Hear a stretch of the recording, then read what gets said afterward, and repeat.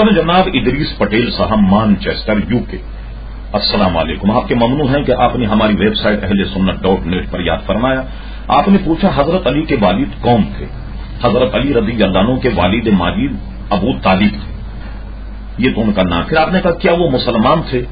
اعلی حضرت امام اہل سنت مولانا شاہ احمد رضا خان صاحب فاضل بریلوی رحمت اللہ تعالی علیہ کی تحقیق یہ ہے کہ ابو طالب کا ایمان لانا ثابت نہیں.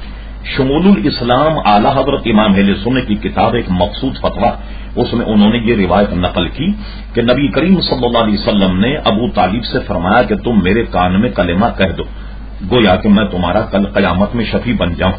اعلیٰ حضرت نے یہ لکھا کہ کلمہ نہ کہنا تھا، انہوں نے نہ کہا، گناہ وہ کیا جس کی مغفرت نہیں. لہذا حضرت ابو طالب کا جو حضرت علی رضی اللہ عنہ کے والد ماجد ہیں، ان کا اسلام لانا ایمان لانا ہماری کتابوں سے ثابت نہیں.